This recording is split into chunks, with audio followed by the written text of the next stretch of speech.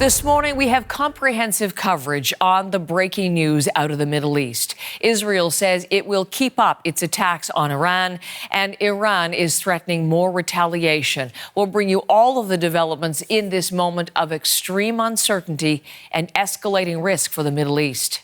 Israel launched Operation Rising Lion, a targeted military operation to roll back the Iranian threat to Israel's very survival. This operation will continue for as many days as it takes to remove this threat. We have new images into us this morning from Iranian media showing some of the aftermath in Tehran. Israel says the scope for this first wave of airstrikes is far wider than anything it has carried out in the past.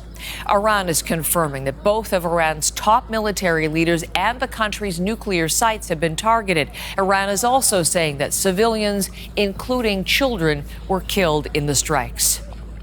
So we begin today with Crystal Gamansing in Jerusalem with more on what we're learning from Israel's military, and the military now detailing, Crystal, what it targeted in these strikes. What are we hearing in terms of who and what Israel was able to hit? Well, Heather, this was a sweeping operation that began at about 3 a.m. local time under the cover of darkness. Israeli Defense Forces officials saying about 200 fighter jets were involved in the operation and that they struck roughly 100 targets. The targets that Israeli officials are highlighting are not only a main nuclear facility, Natanz, in central Iran, but also military installations, launch points, as well as headquarters of the Iranian Revolutionary Guards Corps. This was a very complex and sophisticated operation, and it is resulting in a state of emergency here in Israel, but also sweeping concern right across the region for the next steps. Now, Iran did respond reportedly with about 100 drones sent towards Israel. We understand those have been mostly shot down, and people have been told that they can sort of go about their business. They don't need to stay close to shelters, as we were all warned very early this morning.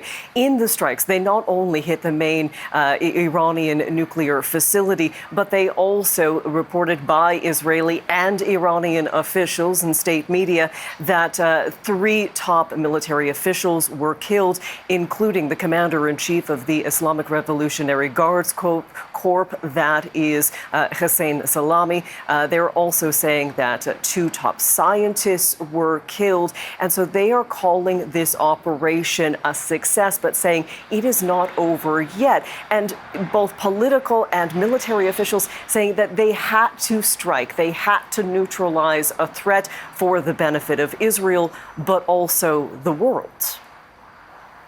80 years ago, the Jewish people were the victims of a Holocaust perpetrated by the Nazi regime.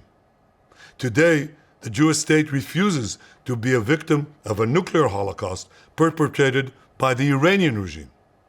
Now, as Prime Minister, I've made it clear time and again, Israel will never allow those who call for our annihilation to develop the means to achieve that goal.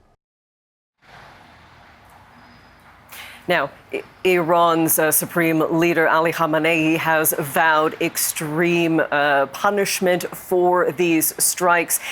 It is at a really tense time in this region, Heather. Of course, yesterday, the IAEA, the UN's nuclear watchdogs board of governors, had said for the first time in 20 years that Iran had violated its non-proliferation obligations, that it hadn't answered questions about, unnotified amounts of uranium at undisclosed locations, but also there were supposed to be massive talks between the United States and Iran about a nuclear deal. So the strikes happening now are being talked about, the timing of them, very interesting. And it's worth noting that American officials are saying, yes, they were given heads up about it, but they did not act with Israel in these strikes, that Israel acted alone. And American officials, specifically U.S. Secretary of State Marco Rubio, is warning Iranians not to strike any U.S. personnel or bases in the region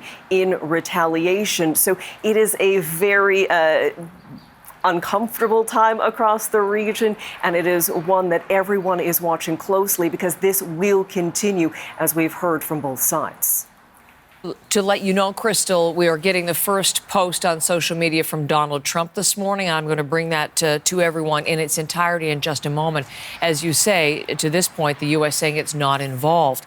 We have heard from Israel's military that there's been a first wave of retaliation from Iran. So what do we know about what Iran is doing and planning further? Well, we know that they had sent over about 100 drones. That happened quite early. It does take a while to get to this area. We had heard from military officials saying most of those were being shot down outside of Israel. They had thought that there would be an immediate response, and that's why there was a national alert issued. People were told that there was a state of emergency. Schools wouldn't be taking place. There wouldn't be any sort of events outside, but they're now saying most of that threat is over. However, they are still warning of some very difficult days in the future. Airspace has been affected. Flights out of Israel, Jordan, a number of locations in the region have been canceled. And of course, as you mentioned, there is widespread condemnation, calls for de-escalation. But here in Israel, we are also hearing from people who are very happy about this operation, saying Israel had to deal with Iran to ensure its security. I hear that Israeli army attacked Iran, and I'm very happy for this. We're waiting for this. Well, we had no choice. I really feel like this was a last-minute decision because we had no choice. We can't wait till they do something, then it'll be too late. So people here are being warned that there will be a strong response coming from Iran. Exactly what that will look like, we don't know as of yet. And as I mentioned, that state of emergency still in effect here in Israel. Crystal, thank you very much. Crystal Gomansing, we're going to be back to you throughout the morning for the latest on this developing story. Now, as I mentioned, up until this point, we've heard from the Secretary of State Marco Rubio, but U.S. President Trump responding just moments ago on social media. And it's an extensive post. I'm going to read it to you in its entirety. I gave Iran chance after chance to make a deal. I told them in the strongest of words to just do it. But no matter how hard they tried, no matter how close they got, they just couldn't get it done. I told them it would be much worse than anything they know, anticipated, or were told, that the United States makes the best and most lethal military equipment any in the world by far, and that Israel has a lot of it, with much more to come, and they know how to use it. Certain Iranian hardliners spoke bravely, but they didn't know what was about to happen. They are all dead now, and it will only get worse. There has already been great death and destruction, but there is still time to make this slaughter, with the next already planned attacks being even more brutal, come to an end. Iran must make a deal before there's nothing left and save what was once known as the Iranian Empire. No more death, no more destruction. Just do it before it is too late. Nuclear talks between the U.S. and Iran are still set to go ahead in Amman this Sunday, but there's a question about whether Iran will participate and what, if anything, is going to happen at those discussions. But again, in those words from U.S. President Trump, you hear that the talk of the U.S. may not be involved at this point, but a reminder of the U.S. military capability, that Israel has access to that, with more to come. And again, referencing the fact that there is a next attack already planned. So we will continue to follow that, the Israeli response. We'll bring you in the perspective from Washington with Richard Madden in the next hour. We'll get the view from the U.S. Capitol. As far as what the Canadian government is saying this morning, there is now the warning to Canadians in the Middle East of serious security risks posed by the renewed tensions, telling citizens to be on the lookout for falling military debris in various locations, as well as travel disruptions. In Tehran, rescue workers with the Iranian Red Crescent are still searching for victims of those Israeli strikes. Anna Cunningham is also part of our team coverage today. And Anna, you heard in that post from U.S. President Trump words directed at Iran to bring this to an end, to get to the table and establish a nuclear deal. What are we hearing from Iranian officials about the Israeli attack so far? Well, Heather, we've been seeing images coming into us from Iranian state TV showing the capital, Tehran, and what appears to be damaged buildings. Iranian media saying these were residential blocks. We've seen those images of firefighters and rescue workers who've been there since these strikes. Some of those buildings seen smouldering from fires, smoke rising, visible holes as well in the side of some buildings. Iran's state media is reporting civilians and children were killed in these areas that they say are residential. Heather, let's take you through who we are hearing Israel targeted and who the Iranian state media are now saying has been killed. They include, significantly, the country's highest-ranking military officer, the Armed Forces Chief of Staff. He was Mohammed Bavari. Also, the head of the powerful Islamic Revolutionary Guard Corps, Hossein Salami. He has been reported killed in those strikes.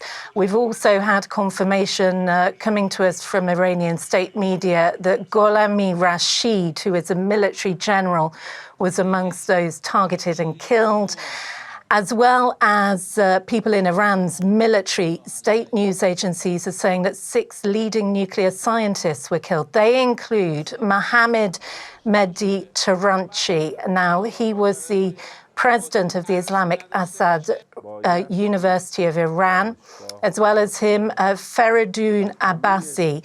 He is the former head of the Atomic Energy Organization of Iran. Iran's state TV also, Heather, reporting an explosion at a nuclear facility. And I just want to take you through what we have heard from Iran's supreme leader, Ayatollah Ali Khamenei. He has said this: that regime should anticipate a severe punishment. By God's grace, the powerful arm of the Islamic Republic's armed forces won't let them go unpunished. We've got some analysis we can bring you on the current situation. Take a listen to this from a senior fellow at the Center for International Policy. If Tehran takes the bait and goes for the U.S. at this point, then that can definitely pull the U.S. into this war, which still sounds like it's something that neither the Iranian side nor the U.S. side wants. So this, I think, will probably at this step stay between Iran and Israel. But there aren't many good options in front of the Iranians, and we'll just have to wait and see what they will take. Heather, there's some significant names in those who have been targeted by Israel in Iran overnight. Anna, we're also hearing from the head of the United Nations nuclear watchdog, the IAEA, saying he's prepared to go to the region and monitor things. But they are certainly looking at the key Iranian nuclear sites.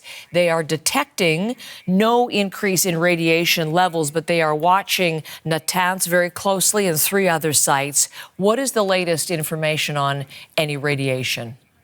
Yeah, look, clearly this is of great concern. You mentioned Natanz, the nuclear state facility there. That's where we've seen state media showing images of smoke rising from the uranium enrichment site. But take a listen to the latest update we've had from the head of the International Atomic Energy Agency, Rafael Grossi. At present, the competent Iranian authorities have confirmed that the Natanz enrichment site has been impacted and that there are no elevated radiation levels. They have also reported that at present the Esfahan and Fordow sites have not been impacted.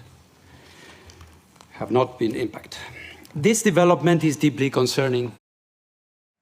Heather, I think given that we have just heard from the US President Donald Trump in that post that you have read, I think we can expect to hear more reaction from Iran throughout the coming hours. So we'll be back to Anna as we do, and whether that precipitates, as you say, further reaction from within the region. Thank you very much.